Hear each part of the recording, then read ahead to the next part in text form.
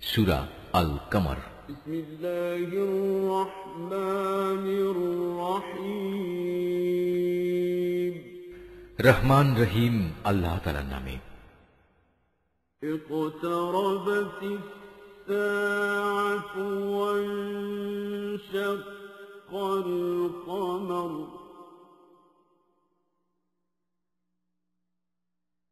وَإِن يَرَوْا آيَةً يُعْرِضُوا وَيَقُولُوا سِحْرٌ مُسْتَمِرٌّ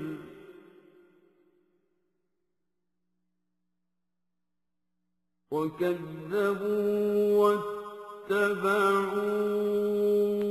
أَهْوَاءَهُمْ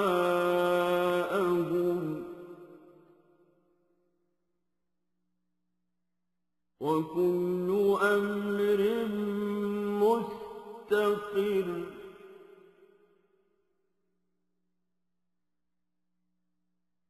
وَلَقَدْ جَاءَهُم مِّنَ الْأَنبَاءِ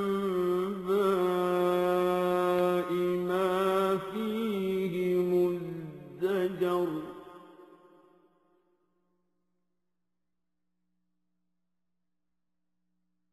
حِكْمَةٌ بَالِغَةٌ فَمَا تُغْنِ النُّذُرُ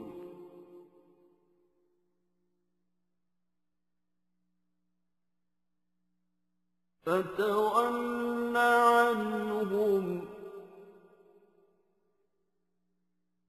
يَوْمَ يَدْعُ الدَّاعِ إِلَىٰ شَيْءٍ نُّكُرٍ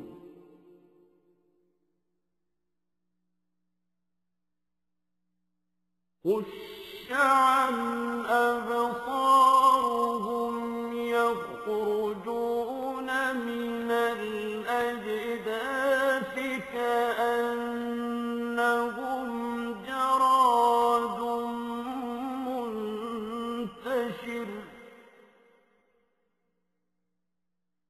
مُهْطِعِينَ إِلَى الدَّاعِ يَقُولُ الْكَافِرُونَ هَٰذَا يَوْمٌ عَسِرٌ كَذَّبَتْ قَبْلَهُمْ قَوْمُ نُوحٍ فَكَذَّبُوا عَبْدَنَا وَقَالُوا مَجْنُونٌ وَازْدُجِرَ فَدَعَا رَبَّهُ أَنِّي مَغْلُوبٌ فَانتَصِرْ কিয়ামত নিকটবর্তী হয়ে গেছে এবং চাঁদ বিদীর্ণ হয়ে গেছে। এদের অবস্থা হচ্ছে, এরা কোনো নিদর্শন দেখলে তা থেকে মুখ ফিরিয়ে নেয় এবং বলে, এটা তো হচ্ছে এক চিরাচরিত জাদুকরী ব্যাপার, এক্ষুনি যার অবসান ঘটবে। তারা সত্য অস্বীকার করে এবং নিজেদের খেয়াল খুশির অনুসরণ করে চলে, অথচ প্রত্যেকটি কাজের একটি চূড়ান্ত নিষ্পত্তির সময় রয়েছে। অবশ্যই এ লোকদের কাছে অতীত জাতিসমূহের উপর আযাবের সংবাদসমূহ এসেছে, এমন সংবাদ যাতে বিদ্রোহের শাস্তির হুঁশিয়ারি রয়েছে। এগুলো হচ্ছে পুরোপুরি জ্ঞান সমৃদ্ধ ঘটনা, যদিও এসব সতর্ক বাণী তাদের কোনোই উপকারে আসে না। অতএব হে নবী, তুমি এদের নিজেদের অবস্থার উপর ছেড়ে দাও। যেদিন একজন আহ্বানকারী এদের একটি অপ্রিয় বিষয়ের দিকে আহ্বান করবে, সেদিন তারা অবনত দৃষ্টি নিয়ে একে একে কবর থেকে এমন ভাবে বেরিয়ে আসবে যেন ইতস্তত বিক্ষিপ্ত পঙ্গপাল। তারা সবাই তখন সেই আহ্বানকারীর দিকে দৌড়াতে থাকবে যারা এদিনকে অস্বীকার করেছিল। তারা বলবে, এ তো দেখছি আসলে এক ভয়াবহ দিন। এদের আগে নূহের জাতীয় এভাবে তাদের নবীকে অস্বীকার করেছিল। তারা আমার বান্দা নূহ নবীকে মিথ্যা সাব্যস্ত করেছে, তারা তাকে পাগল বলে আখ্যায়িত করেছে, তাকে ধমক দেয়া হয়েছিল। অবশেষে সে তার মালিককে ডাকল এবং বলল, হে আমার মালিক, আমি অসহায় হয়ে পড়েছি, অতএব তুমি এদের কাছ থেকে প্রতিশোধ নাও। ففتحنا أبواب السماء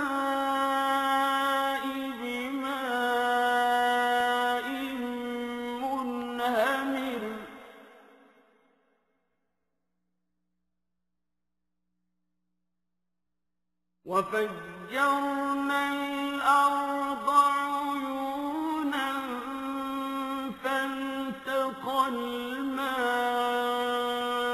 على أمر قد قدر وحملناه على ذات ألواح ودسر تجري بأعيننا جزاء لمن كان كفر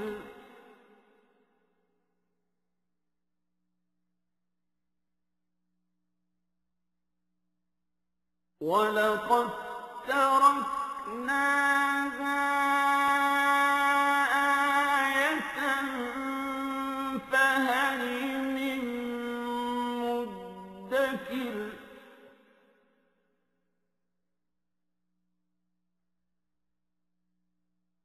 فكيف كان عذابي ونذر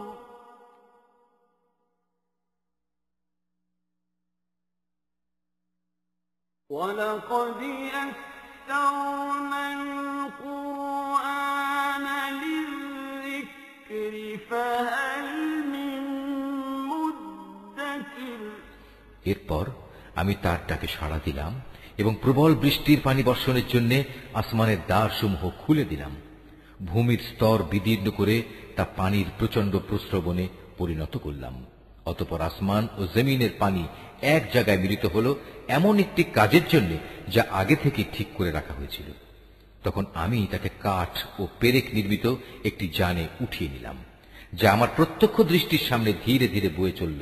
এই কাজটি ছিল সে ব্যক্তির জন্য আমার একটি পুরস্কার বিশেষ, যাকে মাত্র কিছুদিন আগেও অস্বীকার করা হয়েছিল। আমি জলযান সদৃশ সেই জিনিসটিকে পরবর্তী মানুষদের জন্য একটি নিদর্শন হিসেবে রেখে দিয়েছি। কে আছে আজ এর থেকে শিক্ষা গ্রহণ করার? হ্যাঁ, এমন কেউ থাকলে এসো, দেখে নাও কেমন কঠোর ছিল আমার আযাব এবং কত সত্য ছিল আমার সতর্কবাণী। আমি অবশ্যই উপদেশ গ্রহণ করার জন্য এ কোরআনকে সহজ করে দিয়েছি। কে আছে তোমাদের মাঝে এর থেকে শিক্ষা গ্রহণ করার? كذبت عاد فكيف كان عذابي ونذر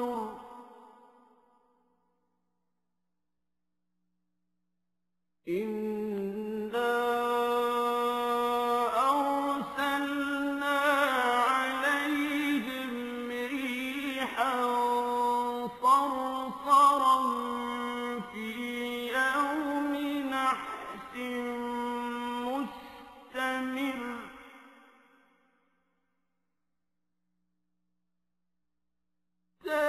تنزع الناس كأنهم أعجاز نخل منقعر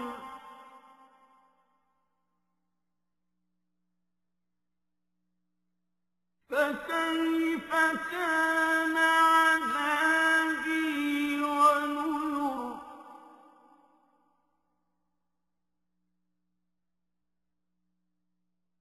ولقد يسرنا القرآن للذكر فهل من مدكر كذبت ثمود بالنذر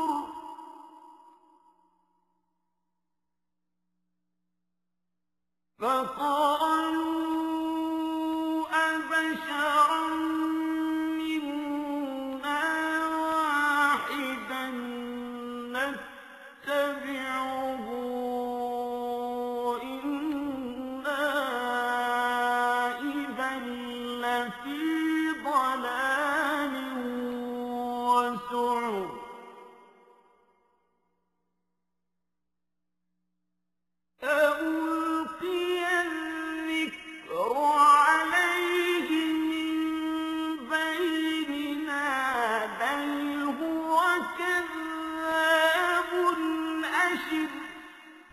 আদ জাতির লোকেরাও আমার নবীকে মিথ্যা বলেছে।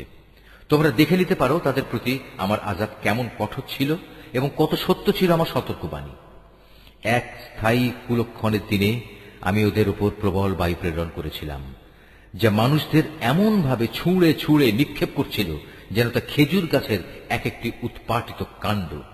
হ্যাঁ, দেখে নাও কেমন কঠোর ছিল আমার আযাব আর কত সত্য ছিল আমার সতর্কবাণী। অবশ্যই আমি উপদেশ গ্রহণের জন্য কোরআনকে সহজ করে দিয়েছি। কে আছে তা থেকে শিক্ষা গ্রহণ করার? সামুদ সম্প্রদায়ও আযাবের সতর্ককারী নবী ও রসুলদেরকে মিথ্যাবাদী বলেছিল। তারা বলেছিল, আমরা কি এমন একজন লোকের কথা মেনে চলব যে ব্যক্তি একা আমাদেরই একজন? এভাবে তার আনুগত্য করলে সত্যিই তো আমরা বড় গুমরাহী ও পাগলামি কাজে নিমজ্জিত হয়ে পড়ব। আমাদের মাঝে সেই কি একমাত্র ব্যক্তি যার উপর আল্লাহর ওহী নাজিল করা হয়েছে? আসলে সে হচ্ছে একজন মিথ্যাবাদী ও অহংকারী ব্যক্তি। سيعلمون غدا من الكذاب الأشر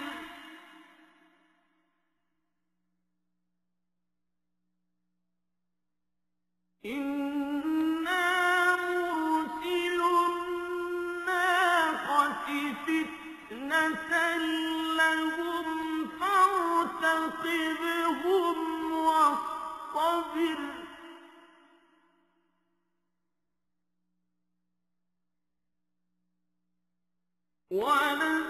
ونبئهم أن الماء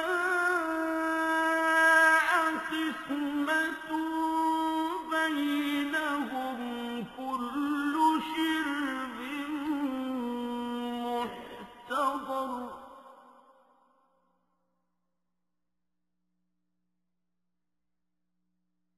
فنادوا صاحبهم فتعاطى فعقر فكيف كان عذابي ونذر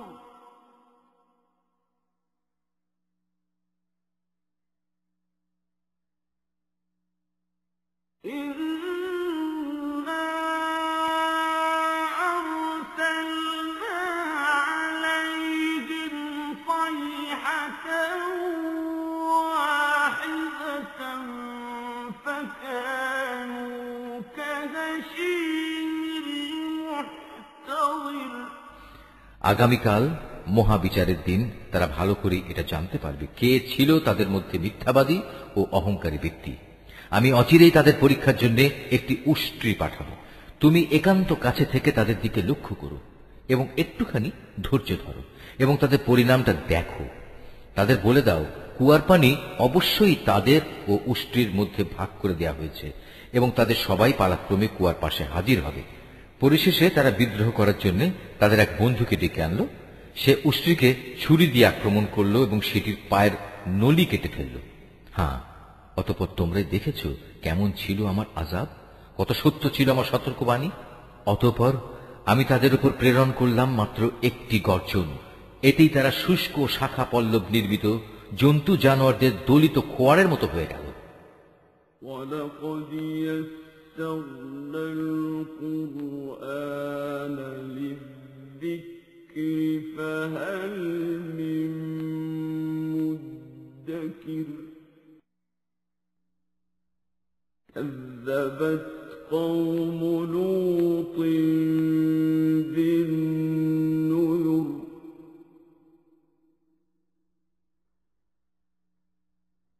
إنا أرسلنا عليهم حاصبا إلا آل لوط نجيناهم بسحر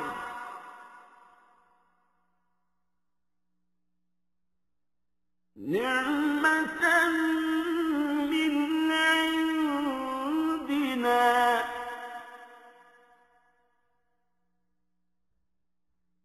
كذلك نجزي من شكر ولقد أنذرهم بطشتنا فتماروا بالنذر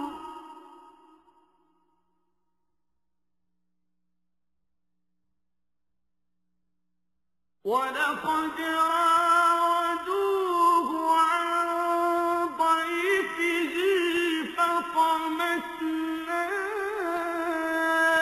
أعينهم فذوقوا عذابي ونذر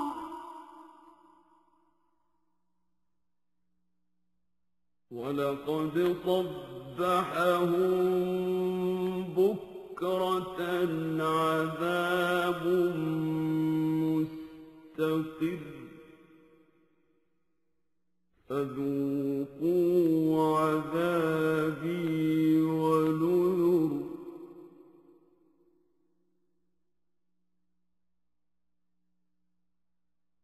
ولقد يسرنا القرآن للذكر فهل من مدكر আমি কোরআনকে বোঝার জন্য সহজ করে নাজিল করেছি, তা থেকে উপদেশ গ্রহণ করার মতো কেউ আছে কি? লুতের জাতির লোকেরাও সতর্ককারী নবীদের মিথ্যাবাদী বলেছিল। ফলে আমি তাদের উপর প্রেরণ করলাম পাথর নিক্ষেপকারী এক ধরনের বৃষ্টি, লুতের পরিবার পরিজন ও তার অনুবর্তনকারীদের বাদে। রাতের শেষ প্রহরেই আমি তাদের উদ্ধার করে নিয়েছিলাম। এ কাজটা ছিল তাদের প্রতি আমার একান্ত অনুগ্রহ। যে ব্যক্তি আমার অনুগ্রহের কৃতজ্ঞতা আদায় করে, আমি তাকে এভাবেই পুরস্কৃত করি। সে লুত আমার কঠোর পাকড়াও সম্পর্কে তাদের বারবার ভয় দেখিয়েছিল, কিন্তু এই সতর্কীকরণে তারা বাক বিতণ্ডা শুরু করে দিল। অতঃপর তারা তার কাছে এসে কুমতলবের জন্য তার মেহমানদের নিয়ে যাবার দাবি করল। আমি তখন তাদের দৃষ্টিশক্তি বিলুপ্ত করে দিলাম। আমি তাদের বললাম, এবার তোমরা আমার আযাব উপভোগ করো এবং আমার সতর্কবাণী অবজ্ঞা করার পরিণামটাও দেখে নাও। প্রত্যুষেই তাদের উপর আমার এক অমোঘ আযাব প্রচন্ড আঘাত হানল। আমি বললাম, অতঃপর তোমরা আমার এই আযাব আস্বাদন করতে থাকো এবং আমার সতর্ককারীদের উপেক্ষা করার পরিণামটাও একবার দেখে নাও। আমি এই কোরআনকে শিক্ষা গ্রহণ করার জন্য সহজ করে নাজিল করেছি, কিন্তু কেউ আছে কি এ থেকে শিক্ষা গ্রহণ করার? ولقد جاء آل فرعون النذر كذبوا بآياتنا كلها فأخذناهم أخذ عزيز مقتدر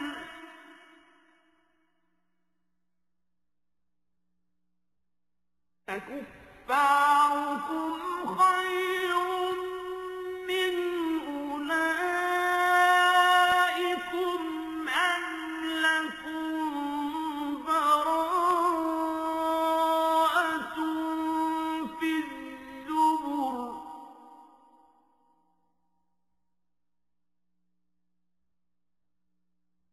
أم يقولون نحن جميع منتصر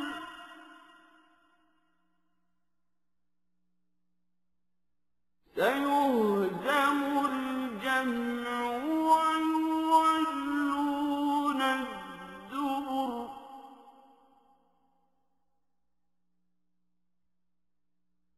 بل الساعة موعدهم والساعة أدهى وأمر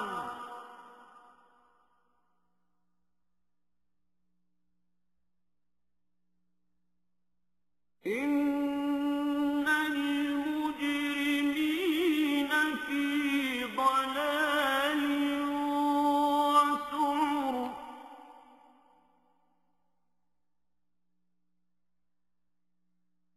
يوم يسحبون في النار على وجوههم ذوقوا مس سقر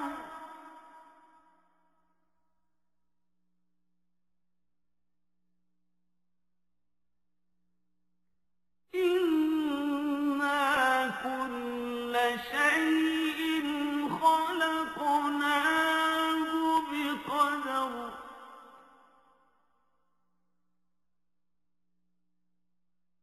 وما أمرنا إلا واحدة كلمح بالبصر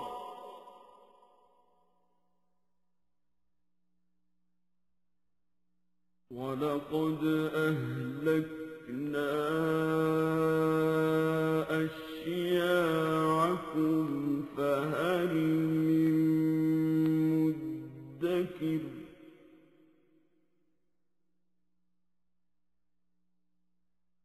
وكل شيء فعلوه في الزبر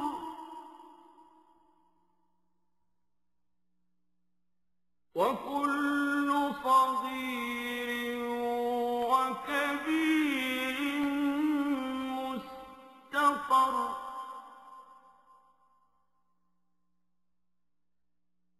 إن المتقين في جنات ونهر في مقعد صدق عند مليك مقتدر ফেরাউনের জাতির লোকদের কাছেও আমার পক্ষ থেকে সতর্ককারী অনেক নিদর্শন এসেছিল, কিন্তু তারা আমার সমুদয় নিদর্শন অস্বীকার করেছে, আর পরিণামে আমিও তাদের শক্ত হাতে পাকড়াও করলাম, ঠিক যেমনি করে সর্বশক্তিমান সত্তা বিদ্রোহীদের পাকড়াও করে থাকেন। তোমরা কি সত্যি মনে করছো তোমাদের সমাজের এই কাফেররা তোমাদের পূর্ববর্তী কাফেরদের চাইতে শক্তি ও ক্ষমতার দিক থেকে উৎকৃষ্ট? অথবা আমার কিতাবের কোথাও কি তোমাদের জন্য অব্যাহতিমূলক কিছু লিপিবদ্ধ রয়েছে? অথবা তারা বলছে আমরা সত্যি একটি অপরাজেয় দল? অচিরেই এই অপরাজেয় দলটি শোচনীয়ভাবে পরাজিত হয়ে যাবে এবং সম্মুখ সমর থেকে পৃষ্ঠ প্রদর্শন করে পালাতে থাকবে। কিন্তু এ পালানোই তো তাদের শেষ নয়, বরং তাদের শাস্তিদানের নির্ধারিত ক্ষণ কিয়ামত তো রয়েছেই, আর কিয়ামত হবে তাদের জন্য বড়ই কঠিন ও বড়ই তিক্ত। অবশ্যই এসব অপরাধী নিদারুণ বিভ্রান্তি ও বিকারগ্রস্ততার মাঝে পড়ে আছে। যেদিন তাদের উপর করে জাহান্নামের আগুনের দিকে ঠেলে নেওয়া হবে, তখন তাদের ঘোর কেটে যাবে। অতঃপর তাদের বলা হবে, এবার তোমরা জাহান্নামের আযাবের স্বাদ উপভোগ করো। আমি সব কয়টি জিনিসকে অবশ্যই একটি সুনির্দিষ্ট পরিমাণ মতো সৃষ্টি করেছি, আর আমার হুকুম সে তো এক নিমেষে চোখের পলকের মতোই কার্যকর হয়। তোমাদের মতো বহু বিদ্রোহী জাতিকে আমি বিনাশ করে দিয়েছি। অতএব আছে কি তা থেকে শিক্ষা গ্রহণ করার মতো কেউ? তারা যা কিছু করছে তার সবটুকুই তাদের আমলনামায় সংরক্ষিত আছে। সেখানে যেমনি রয়েছে প্রতিটি ক্ষুদ্র বিষয়, তেমনি লিপিবদ্ধ আছে প্রতিটি বড় বিষয়। অপরদিকে এই বিদ্রোহের পথ পরিহার করে যারা আল্লাহকে ভয় করেছে, তারা অনাদিকাল এক সুরম্য জান্নাতে ও প্রবাহমান ঝর্ণাধারায় থাকবে। তারা অবস্থান করবে যথাযোগ্য সম্মানজনক জায়গায়, বিশাল ক্ষমতার অধিকারী সার্বভৌম আল্লাহ তাআলার সান্নিধ্যে।